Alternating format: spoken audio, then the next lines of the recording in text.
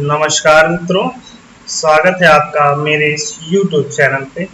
मैं आज आप लोगों को HMT मतलब हीट एंड मास ट्रांसफर में कंडक्शन से संबंधित सवालों को सॉल्व कराने जा रहा हूँ। तैयार हो जाइए। सबसे पहला क्वेश्चन है, heat transfer takes place according to zeroth law of thermodynamics, first law of thermodynamics, second law of thermodynamics and third law of thermodynamics. देखिए, हम जानते हैं जो फर्स्ट लॉ ऑफ थर्मोडायनेमिक्स है वो किस बारे में बात करता है? वो बात करता है थर्मल इक्विलिब्रियम के बारे में। किसके बारे में? थर्मल इक्विलिब्रियम के बारे में। तो ये जो फर्स्ट लॉ ऑफ थर्मोडायनेमिक्स है वो हमको टेम्परेचर मेजरमेंट का कॉन्सेप्ट देता है, यानी टेम्परेचर मेजरमेंट के बारे में बतलाता है। यानी टेम्परेचर मेजरमेंट का कॉन्सेप्ट हमको किससे प्राप्त होता है? फर्स्ट लॉ ऑफ थर्मोडायनेमिक्स से। दूसरा क्या है? जीरोथ लॉ ऑफ थर्मोडायनेमिक्स हमको टेम्परेचर मेजरमेंट का कॉन्सेप्ट प्राप्त होता है। ठीक, फर्स्ट लॉ ऑफ थर्मोडायनेमिक्स जो है वो एनर्जी कन्वर्जन, ठीक, एनर्जी को सेव करना, मतलब एक एनर्जी को एक दूसरे से एक फॉर्म से दूसरे फॉर्म बदला जा सकता है, लेकिन इसको ना तो उत्पन्न किया जाता है ना ही नष्ट किया जा सकता है। मतलब एनर्जी कंजर्वेशन के कॉन्सेप्ट को फर्स्ट लॉ ऑफ थर्मोडायनेमिक्स बताता है। और सेकंड लॉ ऑफ थर्मोडायनेमिक्स क्या कहता है? सेकंड लॉ ऑफ थर्मोडायनेमिक्स कहता है कि heat will flow naturally from one reservoir to another at a lower temperature but not in the opposite direction without assistance। मतलब हीट का जो फ्लो है वो हाई टेम्परेचर से लो टेम्परेचर तक तो नेचुरली हो सकता है, लेकिन लो टेम्परेचर से हाई टेम्परेचर तक बिना किसी आउटर मीडियम या बिना किसी असिस्टेंस के नहीं हो सकता। ठीक, तो देखिए जो सेकंड लॉ ऑफ थर्मोडायनेमिक्स है यही बतलाता है आपको कि हीट ट्रांसफर किसके अकॉर्डिंग टू होता है। मतलब second law of thermodynamics, heat transfer takes place according to second law of thermodynamics. इसका आंसर हो जाएगा। ठीक, अगला बढ़ते हैं। अगला दिया है question, it is desired to increase the heat dissipation rate over the surface of an electric device of spherical shape of 5 mm radius. ठीक, तो पहले देख लीजिए, स्फेरिकल शेप दिया हुआ है, ठीक, of 5 mm radius expose to convection with H, convection coefficient की वैल्यू दी हुई है H इक्वल टू 10 वाट पर metre square kelvin by enhancing a spherical sheath of conductivity 0.04। ठीक, मतलब एक सीधे सीधे समझिए कि एक ऐसा इलेक्ट्रिक वायर है, ठीक, इस पे हमको क्या है, एक तो लेयर चढ़ानी है जो स्फेरिकल है। ठीक, इसमें जो आउटर, यहाँ पे जो आउटर एटमॉस्फेयर है उसकी H की वैल्यू क्या दी है? उसमें H की वैल्यू दी हुई है 10 वाट पर मीटर स्क्वायर केल्विन, और इसका हमको हीट डिसिपेशन बढ़ाना है। उसमें क्या है, स्फेरिकल स्नीथ, मतलब एक इसके ऊपर जो लेयर है, जो लेयर दी हुई है इसकी जो कंडक्टिविटी दी है, इसकी कंडक्टिविटी दी है 0.04। और ठीक, तो हमको बोलना है for maximum heat flow the diameter of the sheath should be. Maximum heat flow के लिए इसका डायमीटर हमको कितना रखना चाहिए, मतलब इसका जो आउटर डायमीटर हम लोग को कितना रखना चाहिए। देखिए, जब भी इस तरह का सवाल आता है तो ये जो सवाल होते हैं क्रिटिकल रेडियस ऑफ इंसुलेशन के सवाल होते हैं। ठीक, देखिए मैक्सिमम हीट फ्लो कब होता है? मैक्सिमम हीट फ्लो होता है जब क्रिटिकल रेडियस ऑफ इंसुलेशन होता है। तो क्रिटिकल रेडियस ऑफ इंसुलेशन पे हीट फ्लो क्या होता है? वो मैक्सिमम होता है, और रेजिस्टेंस क्या होता है? वो मिनिमम होता है। ठीक है, देखिए क्योंकि स्फेरिकल है, स्फेरिकल के लिए क्रिटिकल रेडियस ऑफ इंसुलेशन का फार्मूला होता है 2K बाई H। ठीक, स्फेरिकल के लिए क्या होता है? 2K बाई H होता है। जबकि अगर एक सिलेंडर होता है, सिलेंड्रिकल होता है, तो इसका formula, critical radius of insulation का फार्मूला क्या होता है? K बाई H होता है। ओके, तो क्योंकि यहाँ पे स्फेरिकल, इसलिए हम ये फार्मूला लगाएंगे 2K बाई H, इसमें रख देंगे। तो 2 इंटू K, K की वैल्यू कितनी दी हुई है? K की वैल्यू दी हुई है 0.04 मल्टीपल 0.04। ठीक, इसको डिवाइड कर देंगे H की वैल्यू कितनी दी है? 10 दी हुई है। H की वैल्यू कितनी दी है? 10 दी है। तो इसको हम सॉल्व कर देंगे, कितना हो जाएगा? ये हो जाएगा आपका, इसकी वैल्यू कितनी आएगी? इसकी वैल्यू आ जाएगी 0.008,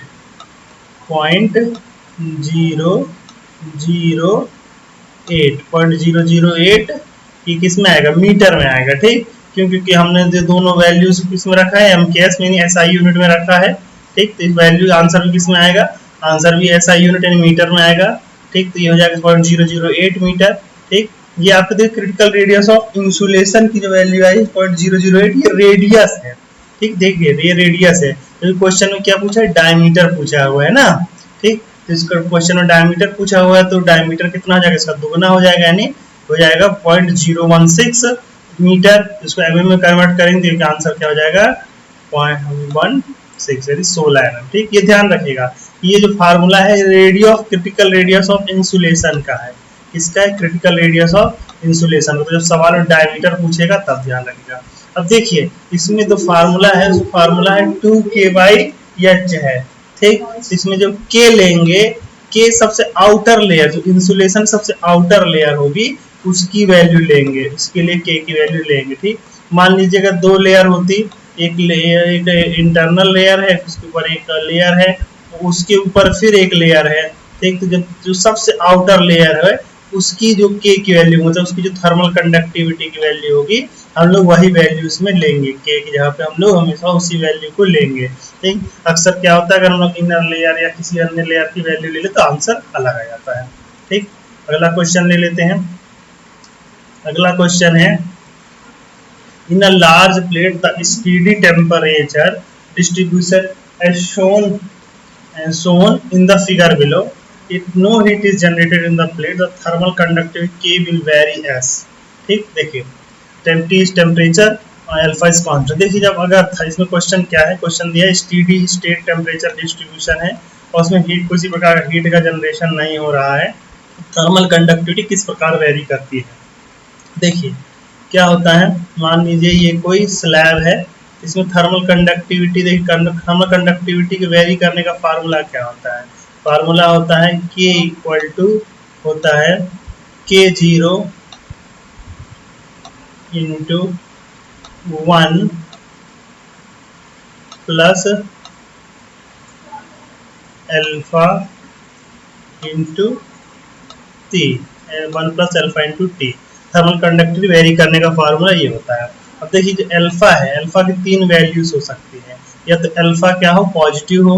ठीक, जब अल्फा क्या हो, पॉजिटिव हो, यानी अल्फा जब पॉजिटिव होगा तो ये फार्मूला क्या होगा, ये फार्मूला अपना रहेगा K0 1 प्लस अल्फा T।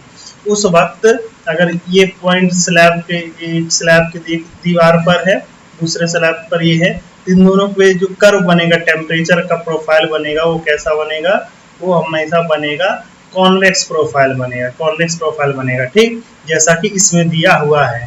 ठीक, तो इसका आंसर क्या हो जाएगा, K0 1 प्लस अल्फा T। मान लीजिए ये अपना ये क्या है, ये अल्फा जब पॉजिटिव है तब। अगर अल्फा की वैल्यू नेगेटिव होती है, अल्फा की वैल्यू कैसी होती, नेगेटिव होती, नेगेटिव होती, तो यही जो ग्राफ है वो कॉन्वेक्स ना बनकर कैसा बनता, कॉनकेव बनता। इस तरह से मतलब कैसा ग्राफ बनता, जगह अल्फा की वैल्यू नेगेटिव होती, यानी K इक्वल टू क्या होता है, K0 1 माइनस अल्फा T, तब यही जो ग्राफ बनता है वो कॉन्वेक्स बनता। यदि अल्फा की वैल्यू 0 हो जाए, यानी अल्फा की वैल्यू क्या है, अगर 0 हो जाए, अल्फा की वैल्यू 0 हो जाएगा तो ये मतलब K इक्वल टू क्या हो जाएगा, K0 हो जाएगा, क्योंकि ये 0 हो जाएगा तो into 1 K equal to K0, तब क्या थर्मल कंडक्टिविटी कांस्टेंट हो जाएगी। उस मामले में जो इसका ग्राफ बनेगा वो एक सीधी लाइन बनेगी, यानी स्ट्रेट लाइन बनेगी, जब अल्फा की वैल्यू क्या है, अल्फा की वैल्यू 0 है। ठीक, ये तीन प्रकार के ग्राफ हमको थर्मल कंडक्टिविटी के वेरिएशन थर्मल कंडक्टिविटी के रूप में मिलते हैं। तो इसमें क्या है, अल्फा की वैल्यू क्या है दिया है, no heat is generated the thermal conductivity K will varies. क्यों, क्योंकि देखिए ये कैसा है, ये हम लोग कॉन्वेक्स बन रहा है, इसीलिए इसका यह किस रूल को फॉलो करेगा, यह रूल को फॉलो करेगा 1 plus K0 1 plus alpha T। ठीक, तो इसको हम लोग फॉलो करेंगे। अब अगला क्वेश्चन ले लेते हैं। अगला क्वेश्चन है, a composite wall consists of two layer of different materials having conductivities K1 and K2। मतलब सीधे सीधे एक कंपोजिट वॉल है जिसमें K1 और K2 की दो कंडक्टिविटीज है, मतलब ये एक वॉल है। ठीक, उसके बाद दूसरा वॉल, उसके बगल में दूसरी वॉल है। ठीक, composite wall consist two layers, दो लेयर है। ठीक, इनकी कंडक्टिविटीज क्या है, इसकी कंडक्टिविटी K1 है और दूसरी कंडक्टिविटी क्या है, दूसरी कंडक्टिविटी K2 है। ओके, और इक्वल थिकनेस मतलब इनकी थिकनेस मतलब L1 मान लीजिए, इसकी भी L है और दूसरी इसकी थिकनेस क्या है, इसकी भी L है। Okay, equal thickness of two layer, the equivalent thermal conductivity of slab will be, इनकी इक्विवेलेंट थर्मल कंडक्टिविटी हमको निकालनी है।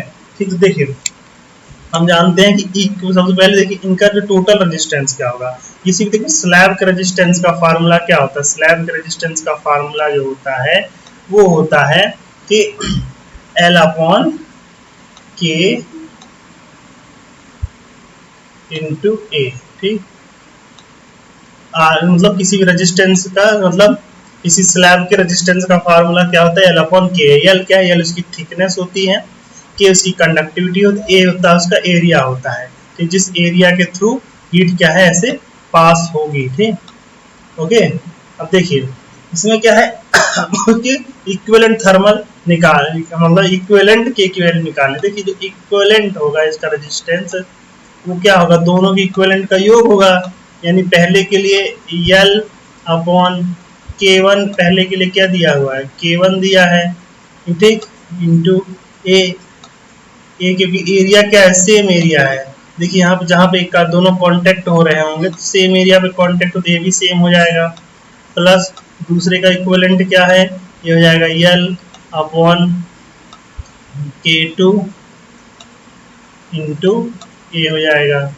अब देखिए मान लीजिए इक्विवेलेंट के रूप में अगर हम लोग माने तो ये क्या हो जाएगा, इस पूरे को एक माने तो क्या होगा, इसकी टोटल थिकनेस कितनी जाएगी, 2L हो जाएगी।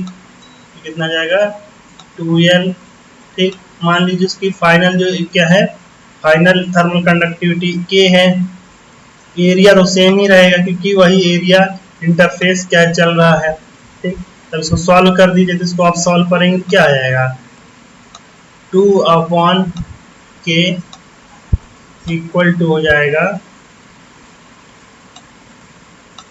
1 अपॉन K1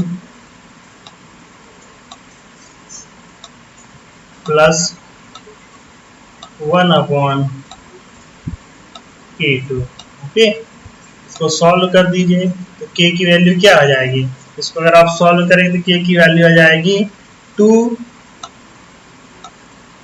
इसको सॉल्व कर दीजिए फाइनल, तो K की वैल्यू हो जाएगी 2 into K1 into K2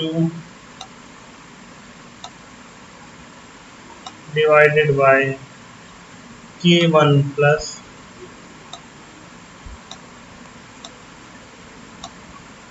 K2। ठीक, तो इसका आंसर क्या हो जाएगा, इसका आंसर हो जाएगा C। ठीक, इस तरह हम लोग देख सकते हैं कि यदि दो स्लैब एक दूसरे का सीरीज में, देखिए कैसे सीरीज में है और उनकी थर्मल कंडक्टिविटी K1 और K2 है, तो उनका जो इक्विवेलेंट थर्मल कंडक्टिविटी क्या हो जाएगी, हो जाएगी 2K1 into K2 upon K1 plus K2। ठीक, ओके। अगला क्वेश्चन ले लेते हैं। अगला क्वेश्चन दिया है, a furnace wall is constructed as shown in the below figure, the interference temperature TI will be. ये देखो TI यहाँ पे दिया हुआ है, हमको इसकी वैल्यू निकालनी है। देखिए इसके लिए K1 की वैल्यू दी हुई है, K2 की वैल्यू दी हुई है, इस तरफ का टेम्परेचर दिया 120 डिग्री सेल्सियस और इधर का टेम्परेचर 1000 डिग्री सेल्सियस दिया है, और एम्बिएंट टेम्परेचर 40 डिग्री सेल्सियस दिया हुआ है। ठीक है, देखिए क्योंकि ये स्लैब है तो जो हीट यहाँ से एंटर करेगी वही हीट इस स्लैब से भी एंटर करेगी, वही इसमें एंटर करेगी और वही यहाँ से एग्जिट करते हुए बाहर निकलेगी। मतलब जो हीट लॉस क्यों हो रहा है, यानी जो हीट इसमें से हीट का मूवमेंट है वो इक्वल होना चाहिए। तो वो देखिए क्या होता है, हम जानते हैं कि जो हीट का मूवमेंट होता है, ठीक, इस पर ही कर देते हैं, हीट का जो मूवमेंट होता है Q, उसका फार्मूला क्या होता है, वो फार्मूला होता है delta T divided by resistance, मतलब उस क्षेत्र का जो रेजिस्टेंस है। ठीक, तो Q हमेशा देखिए जो इसके लिए Q की वैल्यू होगी वही Q की वैल्यू इसके लिए भी होगी, क्योंकि वही हीट इसमें से भी फ्लो कर रही है और इसमें से भी फ्लो कर रही है। ठीक, तो हम लोग क्या करेंगे, दोनों के लिए इक्वल रख देंगे। देखिए यहाँ पे इंटरफेस टेम्परेचर क्या है, Ti है और ये 1000 है, तो हम लोग लिख लेंगे 1000 मतलब डेल्टा टी की वैल्यू पहले स्लैब के लिए क्या हो जाएगी, 1000 minus Ti divided by resistance. Wall का रेजिस्टेंस क्या होता है, अभी हमने बताया था वॉल का रेजिस्टेंस का फार्मूला L अपॉन के ए। L की वैल्यू क्या है इसमें 0.3 है, L अपॉन के की वैल्यू क्या है 3 है। तो ए एरिया जो है ये इंटरफेस का एरिया है, देखिए दोनों में इक्वल है तो सिंपली ए हम लिख दे रहे हैं। अब देखिए यही फार्मूला, क्योंकि यही हीट इस तरफ भी फ्लो हो रही थी, इस तरफ के लिए लिखेंगे, इस तरफ भी क्या लिखेंगे, देखिए 1000 टी आई था तो टी आई माइनस 120 हो जाएगा।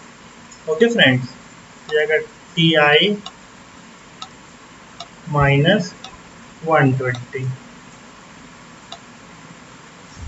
Divided by resistance. रेजिस्टेंस देखिए एल अपॉन के, एल की वैल्यू क्या है, वही 0.3 ही है, डिवाइडेड बाय के की वैल्यू क्या है इसमें 0.3 दिया है, इंटू ए तो देखिए इंटरफेस का एरिया सेम हो जाएगा। ओके देखिए ए से ए कैंसिल हो गया, 0.3 से 0.3 कैंसिल हो गया। अब इसको सॉल्व कर दीजिए, अपॉन 3 है ऊपर जाएगा तो हम लोग से टी आई की वैल्यू निकाल लेंगे। तो टी आई की वैल्यू को सॉल्व करेंगे, टी आई इस तरफ आ जाएगा और इस तरफ जाकर के घट जाएगा। फिर दोनों को फाइनल अगर हम लोग टी आई सॉल्व करेंगे तो टी आई की वैल्यू आ जाएगी, टी आई की वैल्यू आ जाएगी हम लोग की 920 डिग्री। क्या आ जाएगा 920 डिग्री सेल्सियस। ओके, इसका आंसर क्या हो जाएगा 920 डिग्री सेल्सियस। ओके, अगला क्वेश्चन ले लेते हैं। अगला क्वेश्चन है heat is mainly transferred by conduction, convection and radiation. मतलब तीनों मोड, कंडक्शन भी हो, कन्वेक्शन भी हो और रेडिएशन भी हो, तीनों फॉर्म में क्या होता है, हीट का ट्रांसफर कब होता है। ठीक, देखिए 4 ऑप्शन दिए हुए हैं। Insulated pipes carrying hot water, देखिए अगर पाइप में से हॉट वाटर फ्लो कर रहा है, देखिए तो इसमें पाइप के थ्रू कंडक्शन से हीट ट्रांसफर हो जाएगा। ओके, लेकिन इसमें क्या है, रेडिएशन कन्वेक्शन, देखिए कन्वेक्शन का द्वारा हीट ट्रांसफर होने के लिए मास का ट्रांसफर होना बहुत आवश्यक है, तो इसके बाहर मास तो जा नहीं सकता है, इसीलिए इसमें कन्वेक्शन हीट ट्रांसफर नहीं हो रहा है। रेफ्रिजरेटर, फ्रीजर कॉइल, रेफ्रिजरेटर जो फ्रीजर की कॉइल होती है, मतलब एवापोरेटर की कॉइल होती है, उसमें भी भीतर ही मास का फ्लो होता है, उसमें से बाहर की ओर नहीं होता। तो वहाँ पे जो हीट ट्रांसफर होता है वो कंडक्शन के थ्रू होता है। ठीक, उसके बाद बाहर जो एयर से बाकी जहाँ सर्कुलेट है वो कन्वेक्शन के थ्रू होता है। ठीक, ये भी नहीं। बॉयलर फर्नेस, इसका आंसर क्या है, बॉयलर फर्नेस। बॉयलर फर्नेस में इसलिए क्योंकि देखिए उसमें इस प्रकार से बॉयलर ड्रम होता है, नीचे यहाँ पे फायर बॉल होती है और ठीक इस फायर से ही इसमें हीट ट्रांसफर होता है। देखिए क्यों, क्योंकि ये फायर जो बॉयलर ड्रम होता है उसकी एक थिकनेस होती है, उस थिकनेस के थ्रू जो हीट का ट्रांसफर होता है वो होता है कंडक्शन फॉर्म में। ठीक, और इसके अंदर जो वाटर बॉयल होना शुरू होता है कन्वेक्शन के थ्रू होता है, और जो हीट रेडिएशन के थ्रू ही फायर बॉल से स्टीम बनने के लिए जो बॉयलर ड्रम होता है उसमें हीट पहुंचती है। तो इसमें क्या है, तीनों मोड देखने को मिलते हैं, इसलिए बॉयलर फर्नेस क्या है इसका करेक्ट आंसर है। ठीक, अगला क्वेश्चन ले लेते हैं। अगला क्वेश्चन है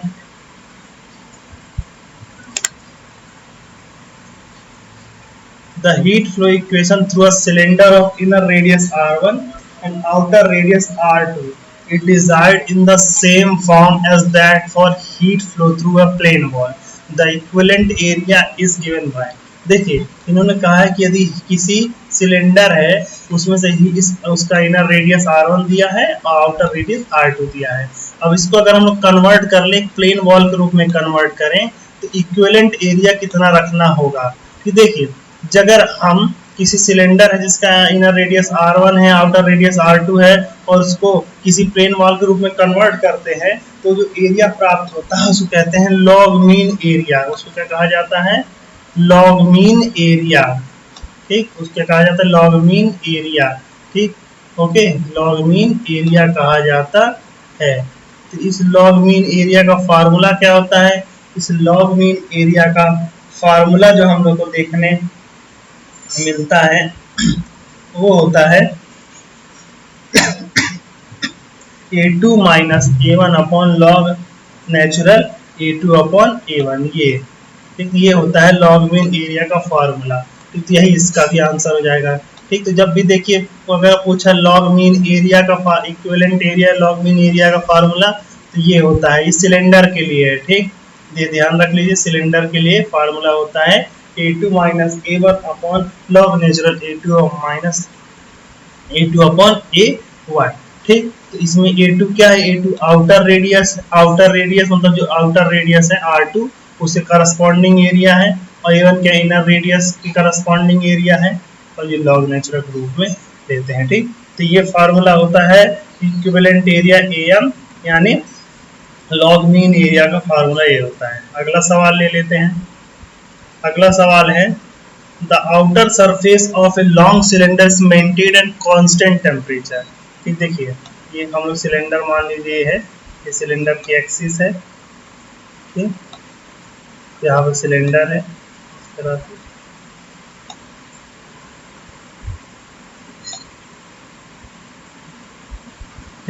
लॉन्ग से maintain at constant temperature, outer surface है, यहाँ टेम्परेचर क्या इन्होंने कांस्टेंट मेंटेन कर रखा है, यहाँ पे टेम्परेचर इन्होंने कांस्टेंट मेंटेन कर रखा है, टेम्परेचर कांस्टेंट है। The cylinder does not have any heat source, मतलब इसके अंदर क्या है, किसी प्रकार का हीट जनरेशन नहीं हो रहा। The temperature of the cylinder will very, temperature cylinder का टेम्परेचर किस प्रकार वेरी करेगा। ठीक, क्वेश्चन ये पूछा गया है। ठीक, तो देखिए हम जानते हैं कि किसी सिलेंडर के लिए जो रेजिस्टेंस का फार्मूला क्या होता है? रेजिस्टेंस का फार्मूला होता है R2 minus R1 divided by R2 minus R1, sorry ये होता है, उसके लिए होता है, इसको मिटा देता हूँ।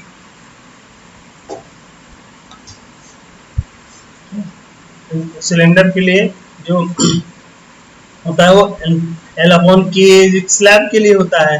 तो सिलेंडर का भी याद कर सकते हैं, इसके लिए L की जगह पे हम लोग ले आ जाता है इसमें log natural R2 upon R1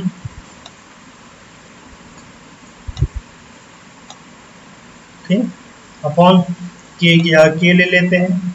यहाँ पे एरिया के फॉर्म में हम लोग ले लेते हैं, एरिया के यहाँ पे ले लिया जाता है 2 पाई L, क्या ले लिया जाता है इंटू 2 पाई L के। ये देखिए जब सिलेंडर के केस में रेजिस्टेंस का फार्मूला ये होता है, हीट रेजिस्टेंस का फार्मूला सिलेंडर के केस में क्या होता है, log natural R2 upon R1 2 पाई L के होता है। ठीक है, यहाँ देख लीजिए क्या, क्योंकि रेजिस्टेंस किस फॉर्म में है, रेजिस्टेंस लॉग नेचुरल फॉर्म में है।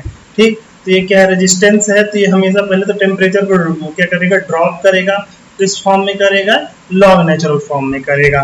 ठीक, इसका आंसर हो जाएगा very logarithmically with radius, radius साथ किस फॉर्म में वेरी करेगा, लॉगरिथम के रूप में वेरी करेगा। ठीक, देखिए इसमें इंक्रीज लीनियरली, तो लीनियरली नहीं करेगा क्योंकि लॉगरिथम है, और ये भी लीनियरली नहीं करेगा, तो आंसर क्या हो जाएगा, लॉगरिथमिकली।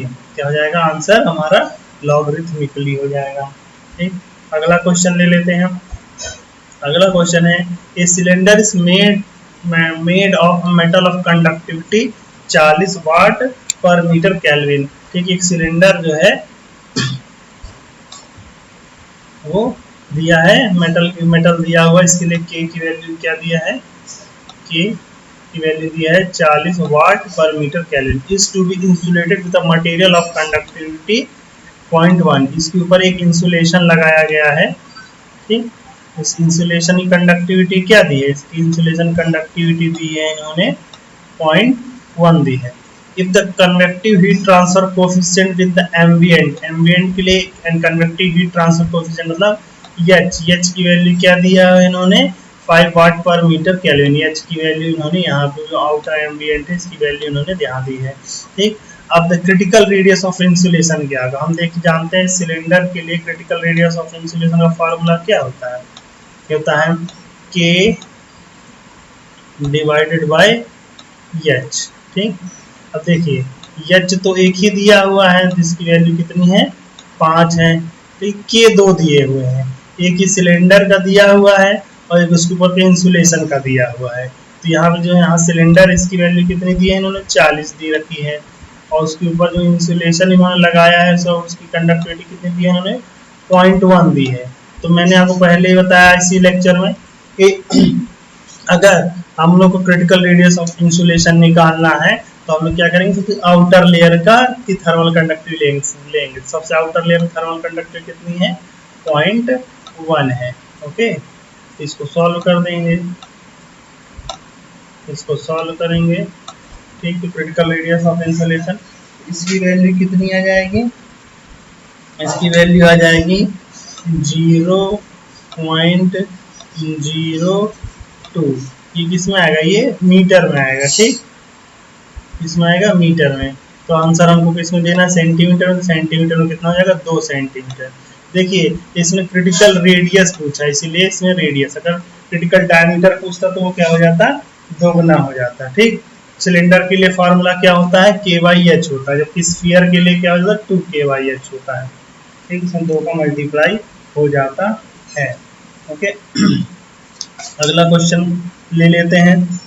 अगला क्वेश्चन है आपके using thermal electrical analogy in heat transfer match list 1 with list 2।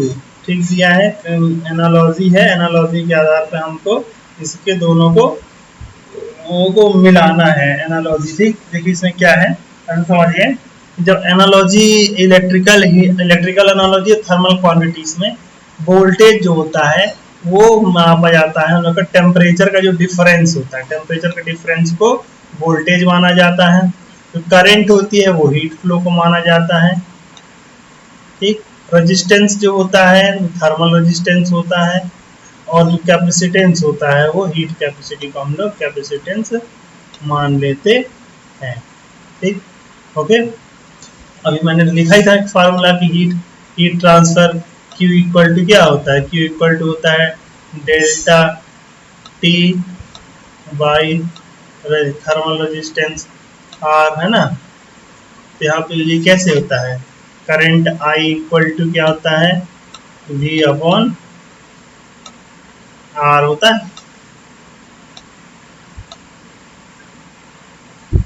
Okay, ठीक, देखिए यहाँ पे करंट हीट ट्रांसफर जहाँ क्या है करंट है, तो इसलिए हमने हीट ट्रांसफर जहाँ क्या ले लिया है करंट की जहाँ पे हीट फ्लो को ले लिया है।